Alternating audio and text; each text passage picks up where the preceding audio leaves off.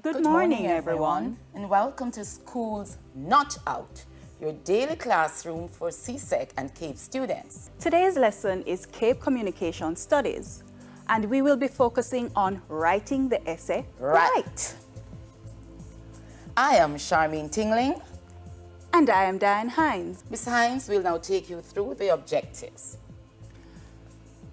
Now, it is important for us to pay attention to writing the essay right. Please note, students, though, that the entire paper 2 is focused on essay writing. However, today we will be taking you through Module 3, which you already know is speaking and writing. Now, the objectives that we are using today were extracted from the CXC CAPE Communication Studies syllabus. We are going to be focusing specifically on 3 areas. 1, we want to remind you how to apply specific communication concepts to different situations. Remember, you are effective communicators, so you need to be able to apply communication concepts such as digital media, the communication process, and these varied concepts to different situations so that you can effectively disseminate information to your audience. Secondly, we're going to be looking at how you employ appropriate channels for specific oral and written presentations. Now, you must be wondering, Miss, why are you telling me about orals? We're not looking at orals. We're going to be sitting a written exam. But alas, my students, we also need to inject the oral aspect of the exam to ensure that you recognize that as a speaker who is going to be writing, you need to be aware of both skills. And you also need to be aware of the appropriate channels or mediums that you would use when you are doing both. Now, the third objective that we will be focusing on is how to use appropriate organizing and formatting strategies. Now, instantly, I know a number of you will be saying, Miss, is what them 2 big words there? So let me just take you back to what those 2 big words are. Now, you remember in class when your teacher talked to you about peeing, P-E-E. Now, peeing speaks to making a point, giving evidence, and giving examples. Now, these strategies such as these will help you to organize the information that you are producing in your oral and written communication.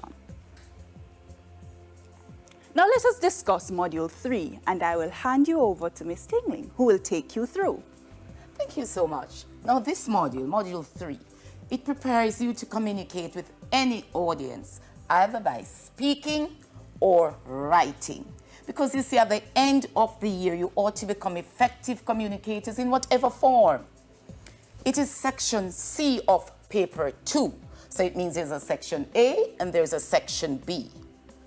The prompt or the stimulus is scenario-based and is marked out of 25. We are here this morning to ensure that you maximize those 25 points by helping you to write the essay right. What do I mean, students? I did say scenario-based. Have you ever heard that before? I'm sure you have. So tell me, when I say that it is scenario-based, what am I talking about? I'm listening. There you go. It simply means that a situation will be created for you to respond to appropriately and effectively. So for the purpose of this morning's lesson, we will be calling our essay a scenario-based essay. Got it? Now, this prompt also tests 2 main skills: critical thinking, and I'm sure we all have heard this term. It is a global term. It is what is trending right? Very And I much am so. sure that many of you sitting there intend to become global trotters and soon gone. And So you critical need thinkers. to be critical thinkers to function in a global environment, right? So what is it? You know, it is simply critical thinking speaks to the ability to think clearly and rationally about what to do and what to believe. I go further to tell you, my students, that a critical thinker will understand the logical connection between ideas. And further in the lesson, you will see how this functions. So, what you're saying to me, Ms. Tingling, is that if I'm a critical thinker, it means that I can look at things objectively. There you go. She's not only beautiful, she's bright. Thank you. Now, you may be required to write, listen carefully, either an essay, a speech, or a proposal. That is what generally obtains. But remember that no matter what your response is, it must be written in continuous prose. Just think of a stream running by, continuous prose, all right? And let me ask you something. If I say that regardless of what they require, it must be written in continuous prose, that is like an essay format. Can you remind me, students? Remind me. What are the three main parts of an essay? Because I know you know this. You're right. It's the introduction, Ms. Hines. The introduction, as you know, tells you about the topic or the subject that you're going to be discussing. It also gives you the thesis statement. Now, please don't give me the look. The thesis statement is just that one sentence that guides your essay. So whenever I read your essay or your teachers read your essay, they know exactly what you intend to do. All right, and there's the body. And I know this is your favorite part because this is the bulk of the content. This is where you write and you express that thesis statement that Ms. Hines is talking about. So if your essay has, let's say, 6 paragraphs. So paragraph 1 is your introduction and paragraph 6 would be your conclusion. Let's do some math. So you have 4. Uno, dos, tres, cuatro. See how effective a communicator I am? Even speak another language. You have 4 essays, 4 paragraphs, which we call your body. That's the bulk of the content. And then you have the conclusion, which is? Which is where you sum it up. Now, do not forget, students, that it is in this body that you are going to apply the concepts that you have learned. Not true, Ms. Tingling? That's correct. Because you have to ensure that it is that in your body, that you pay attention to whatever it is that the prompt or the stimulus asks you to do. So all those communication concepts that you have learned, that is where you are going to appropriately apply them to the stimulus. Now, how do we write to make it right? Now, the first thing you need to do, you must read the prompt carefully. Twice if necessary. And 3 times. if never hurts. And then you underline or take note of the key terms that are used in the prompt. So now ask yourself these questions. What role do I play in this situation? Ms. Hines, what situation are you talking about?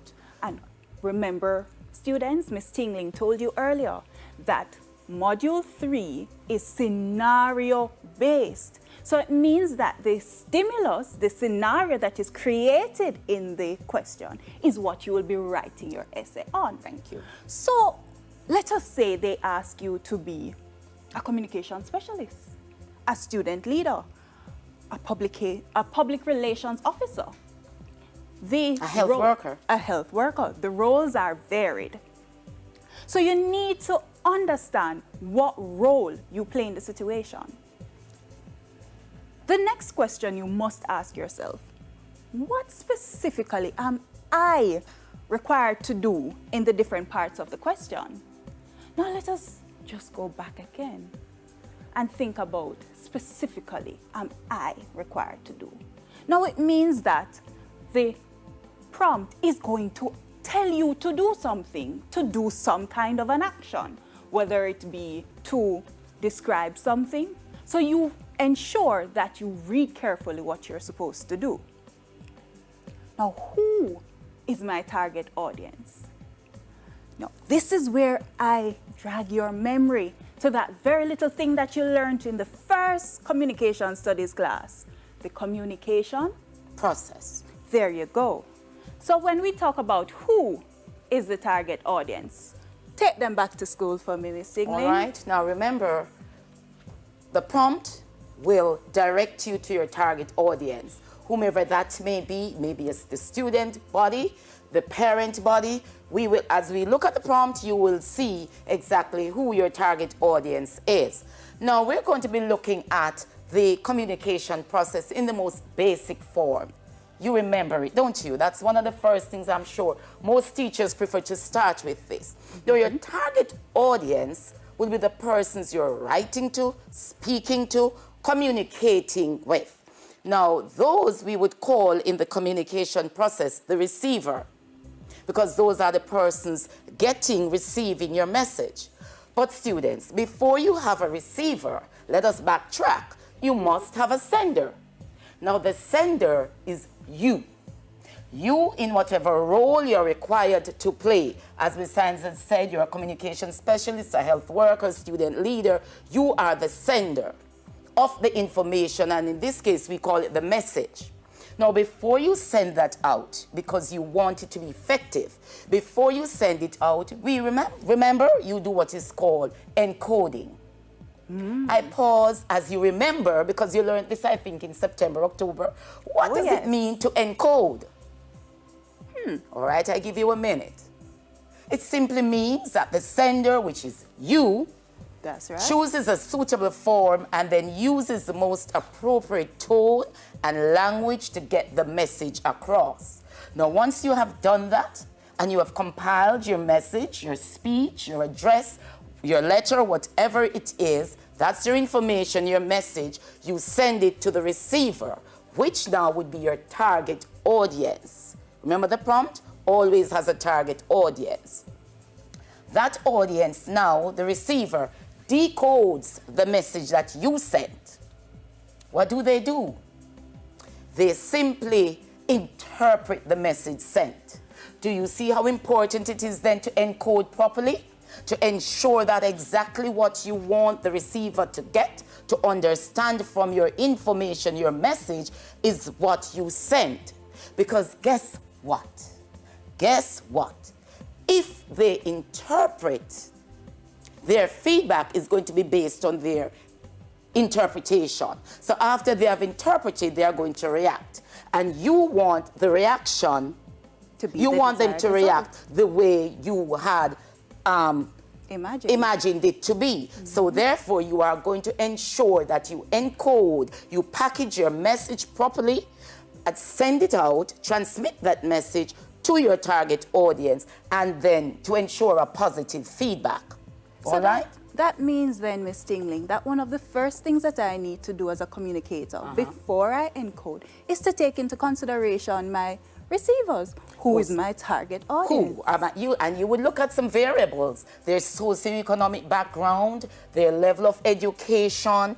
Tell me some more. Yes, you're right. Age, and a wide range of variables are involved before you encode your message to make it effective. Remember, at the end of the communication studies, you ought to be effective communicators if you were not before.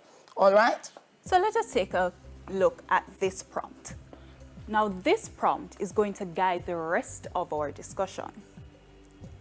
You are a school counselor who has been asked to make separate addresses. Ms. Hines, excuse me, you're a school counselor, so that's the who, that's the role you play. There you go. So we go right back. So we are linking this prompt to what she said, that slide earlier. You are a school counselor, that's your role, bear that in mind. Thank you. Who has been asked to make separate addresses to parents and guardians of teachers aged 14. Teenagers aged 14 to 17, and to the teenagers themselves. So again, you need to look at who your target audience is. In this case, you're dealing with two. All of two. The address should be based on the sensitive subject of sexual activity and sexually transmitted diseases. In an essay of no more than 500 words, A, identify and justify the difference in approach that you would use in your address to both audiences. Your response should focus on your use of content, language, and register. B, describe those strategies and visual aids that could be used to enhance your presentation to both audiences.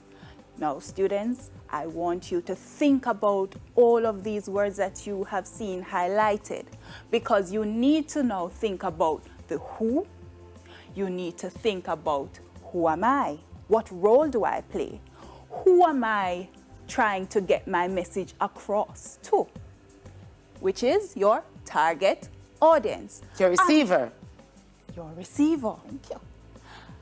You must also think about what specifically am I expected to do? Now, in this case, you are expected to identify and justify. Pay attention to those words. Describe. Now, let us find out what these very strong words mean. All right. The very strong words Ms. Hines is talking about are your key terms. All right. There had to be a reason why she was emphasizing and carrying on about identify and justify, and she's not mad. So there had to be a reason for it to be going on like that. Now, the reason is if you don't understand, if you're not able to define, to know the meaning of your key terms, how are you going to understand the question? So you must be able to define the key terms in order to understand the question. Because once you understand the question, you know, you're on your way to acing the paper. Not true? All right. Now, what does it mean? We're talking. Hey, you and I, you're not just sitting in your couch looking at me doing all the talking. What does it mean to identify? That's the first instruction you were given. When you identify something, you establish or you indicate what the thing is. So you know if you're going to answer that prompt, that's what you would do. All right, so she carried on about justify. Let us understand what it means to justify. Am I getting it right? Yes, ma'am. Okay. You provide reasons to show or to prove that what you have identified is right. All right, that's key. Then to describe is to give an account of something in words. Now, students, there are several other key terms. These are the key terms in that particular prompt. But throughout the paper 2, as I said, there's section A, section B, section C. These are some of the key terms that you would see coming out in these sections, because section C is really the culminative section, you know, where you would now put your ideas together. So some other key terms, and I want you as you sit there to remind yourselves of some of them as I give you some. Discuss, state, explain, assess or evaluate, create, comment, analyze. All right, and as I said before, you can look for these instructions. Now remember, if you notice, these key terms, what are they? They are verbs. They are something that you do. So it means, therefore, that as you approach the paper, you know you have something to do. But what exactly is it? That you must know. All right? So I am going to, because I'm such a wonderful teacher, I am going to define a few more for you. But there you are. You're going to, in the comfort of your living room, your dining room, your bedroom, anywhere else but the classroom, and I know you're happy about that, you are going to be defining the rest. It is important. I can't stress that enough, that you must understand the key terms. So here we're looking at compose, which is simply to formulate and write. So you put together, for example, a speech. You put your ideas together and you write. To state is to express something clearly in words to provide specific information. So, for example, a question could say, state 2 appropriate strategies you would use in your presentation. Very good. and to discuss, which is a very common one. It's simply to write or talk, but for the purposes of the essay writing, which we're focusing on, it's write or about a topic in detail, taking into account different ideas. That's what discuss means. So if your question says discuss, and Ms. Hines will take you through a prompt looking at what to discuss. Now in this prompt, it asks you to, in an essay of no more than 500 words, discuss how you would go about A, sourcing information for your speech, B, using language techniques to make the speech effective, C, use nonverbal forms of communication to enhance the delivery of the speech, and D, use digital technology to enhance the delivery of the speech. So they ask you to discuss those which you're going to write about in detail, taking into account each aspect Thank you. of the question. So now, what do we write to make it right? Now, Ms. Tingling is going to read the prompt for you again so that you can just refresh your memories. Don't worry. All right, here is the prompt, the one we are dissecting today. You are a school counselor who has been asked to make separate addresses to parents and guardians of teenagers aged 14 to 17 and to the teenagers themselves. The address should be based on the sensitive subject of sexual activity and sexually transmitted diseases. In an essay of no more than 500 words, identify and justify the difference in approach that you would use in your address to both audiences. Your response should focus on your use of content, language, and register. Now I want you to pay keen attention, students, to the fact that that part of the question asks you to identify and justify the difference in approach that you would take with both audiences. Now, even though the prompt may tell you that you're doing separate addresses, you are still composing one essay in the exam. So it simply means that when you're discussing the parents, how you would go about discussing your approach with the parents, then you would do that in one paragraph. And then in another paragraph, you would discuss how you would deal with it. Not an essay, a paragraph, because it all comes together in one essay. Uno? One essay. Because I'm bilingual today. Uno essay. Okay. So it's not that you're going to sit down and think, oh dear Jesus, Cape Wickedy. All right. No, it is one essay. In an essay of no more than 500 words. An essay, one, uno. All right. So let us pay attention now to the difference in approach that we would take with our first target audience, which is the parents or guardians. Now we're going to argue that we would take the formal approach. Do you agree with me, Ms. Sting? Certainly. So I am going to throw this out to our brilliant students today and ask them, why would we automatically assume that the formal approach is the best to take? Let me give you a second to think about it. Now, because you're all bright sparks and you're just beaming. Miss? Yes, because ma'am. the big people, they're adults. Oh, yes, ma'am. Just asking. Am I right? Yes, you are. Correcto. Give yourself a clap. You earned it. So yes, they are adults. And so because they are adults, we are going to use the formal approach, which allows us, within a formal setting, to sit and disseminate information to them, because the parents would understand that this is an address. And so I will be sitting there receiving information, and therefore I can absorb the information. The next thing we need to think about is the language, the content, and the register because the question did not just say discuss, identify, and justify the difference in approach.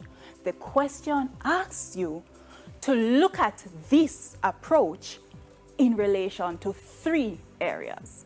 So we're going to take these areas apart. The first one that we're going to be looking at is language or dialectal variation. Oops. Oh, yes. You want to take that on? No, miss, want to know what it is. You want to know what it is? All right. So the role I play now is that of a student who really doesn't know. All right, ma'am. So let me educate you today.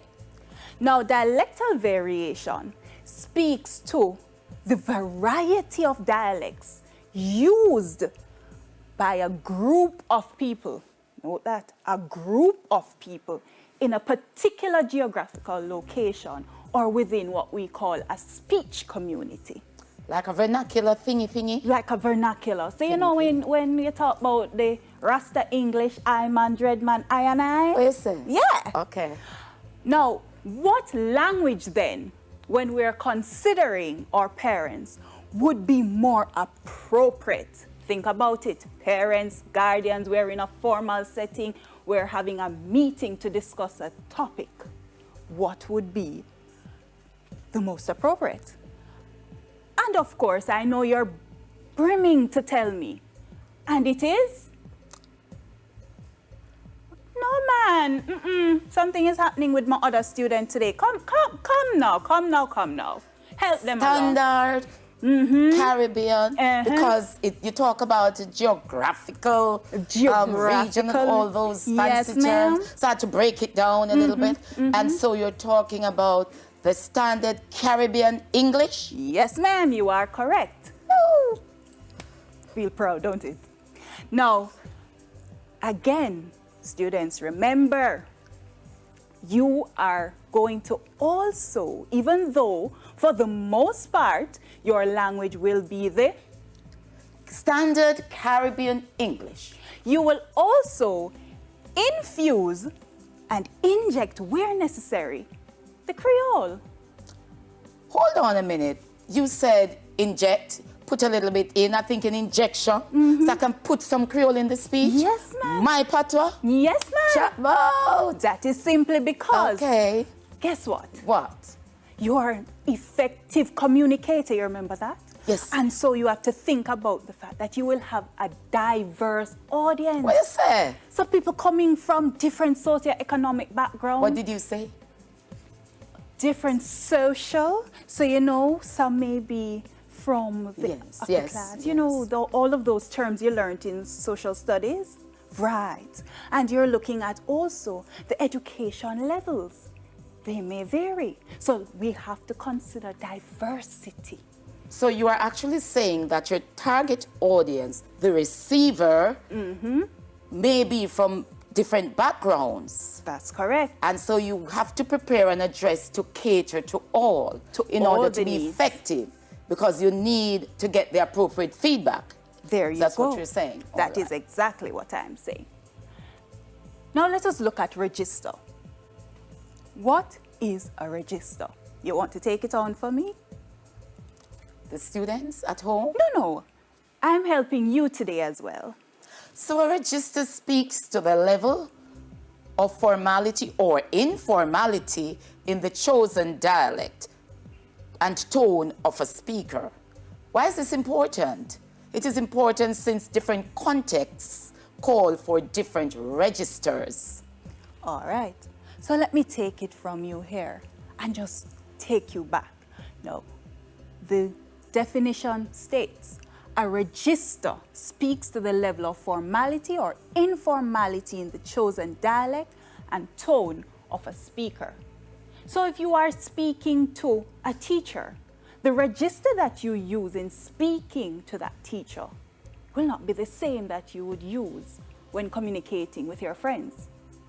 Think about it. Now, do not forget also that there is another key element to consider, because we did say different contexts call for different registers. So that means let us refresh ourselves with what it means when we refer to context. Now, context is one of those twofold concepts, simply because context has to do with the social, and it also has to do with the situational. Now, when you think of the social is simply the who. Who am I getting my message across to? Which is the target audience. There you go. The receivers. There you go. And the situational deals with the what and the where. And so in this case, the what is Address. the address. The address. I was right. Yes. And the what also takes into consideration the fact that you're dealing with the sensitive topic of Sexual activity and sexually transmitted diseases. And the where takes into consideration, where is it taking place? So don't forget now, context deals with the S and the S, the social and the situational. So let us think again about our prompt. We're dealing with parents, we're dealing with guardians. What register best suits them? And of course, the formal register. It does not mean, though, that you will not infuse or inject a little informality. Because again, you want to keep your audience engaged and you want to take into consideration the diversity of your audience. You mean some may not understand all the big words and all of that? Exactly, because remember, within the formal register, you use a lot of complex structures and formal vocabulary. So you need to infuse a little informality to break down for those who may not readily understand or for those who may not be on the same educational level, so that all can receive your message clearly. And the feedback and is give right. you the appropriate desired feedback. All right. Now the content. Now the content is simply the things that make it up. Yeah? So when you think about it now as it relates to the exam, the content speaks to the things that are included in a piece of writing. So for the most part, let us go back to the parts of the essay. The bulk of the information. There you go.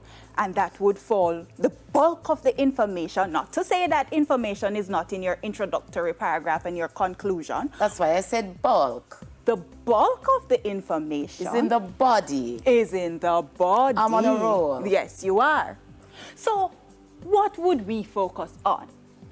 What content would we include in our presentation, in our address? We would ensure that there are more medical-based terms. So we're looking at the use of scientific language and technical jargon, but please, not excessively so, because you don't want to lose your audience. You want them to actually seek and want to absorb the information. You want them to leave informed and not bored to tears. You want them to leave understanding clearly. So you will not overburden or overladen your address. No, because what we ought to remember as well, besides spoke of the less educated, but really it doesn't matter your level of education when it comes to scientific information, because if that is not your area of discipline, you're not going to readily understand. So you cannot lace your presentation with a lot of pseudo-technical jargons. It's going to be lost on the audience. They're going to become bored, uninterested, disengaged, and you would not have the desired feedback. So keep your address, keep the language clear as much as you can, as simple as you can. Now you'll also ensure that you use relevant statistics and information from sources of authority to support the information being presented. that will give credence to whatever arguments you're telling the parents. Now, for the teenagers, we would use the opposite approach. Now, why would we take the opposite approach? Because they're teenagers, they're their parents' children. They're half the age or quarter the age, and so the interest would be different. Their approach, their thinking is different. So, for example, I'm thinking language. Would we be so formal, Miss Hines? Not at all. What it simply means is that even though we would be using the Caribbean, the standard Caribbean English, we would infuse more catchy phrases and slang. You know, or like chatbot. Yeah. You know, I love that one, you know, good. Because so you use they're that trending. Too, all right. So we use the things that are the language that is trending. That all is right. trending. The register will also be informal because you want to keep it lighter and more straightforward and teenage friendly. Yes. The content as well will be the same. Now let us take a look at part B of the question. Now part B asks us to describe those strategies and visual aids that could be used to enhance your presentation to both audiences. All right, so we are looking at strategies. We have to move quickly. We look at language use. That is a very important strategy. And again, in this, we're talking about appropriate vocabulary, which I'm simply reinforcing because we looked at both audiences and we would use more formal vocabulary with the parents as opposed to the teenagers. Their vocab, which is really words, would be more straightforward, direct, because you don't want to bore them. They're really not interested in what you have to say, you know, they know so true, don't it? And so therefore your language is more. You would also adapt or change your tone to match the content. So you remember, it's a heavy content. It's a topical issue, sexually transmitted diseases. And so persons are going to be sitting there and they want to know this. So there may be a point where your tone could be a little lighter to lessen the tension. Or if you really want to have the parents, we're looking at the parents now, understand what you're talking about. Your tone could also be very serious. You know, sober, because you have to hear this. We're talking about your children, you know, so you can change the tone to engage, to keep them occupied. The multifaceted approach, which would be incorporating audiovisual aids, maybe a video clip from a leading authority, Dr. Diane Hines, leading gynecologist, said so and so, or some testimonials, you know, from parents themselves who have had that. Also looking at visual aids, projects, use your overhead projector to project graphs and tables showing statistics to strengthen your arguments and pictures of the impact of this disease on teenagers, their children. What about the teenagers themselves? Same language use, same strategy. As I said, use lighter vocabulary. Your tone will be, for me, you know, predominantly acerbic because it may not be as sharp, as severe, but you still want the seriousness to come out. The multifaceted approach, again, using audiovisual presentation, we can borrow from our politicians. You see them on the campaign, and when they make an address and they pause and you get the latest song. So it is, right? So you can, maybe a catchy song from one of our popular artists, insert a little bit, visualize pictures in color, depicting the physical and emotional impact of contracting STDs, and of course, teenage-friendly brochures. I'm so sorry I don't have one to show you, containing enough information to develop awareness, but also very friendly with pictures and all of that, so that they will actually read it. All right? Wow, here we are now, looking at these two images. Talk the truth, speak the truth and speak it ever. Which one of these were you when we just started? Image A? And I am hoping that you're now image B. Yeah, I've got it. And so you're going into the exam to mash it up. All right, because you're going to write the essay right. Students, I hope you have grasped some of the points we discussed. Parents as well who are home. Until next time, I am Charmaine Tingling. And I'm Diane Hines. Do enjoy the rest of your day.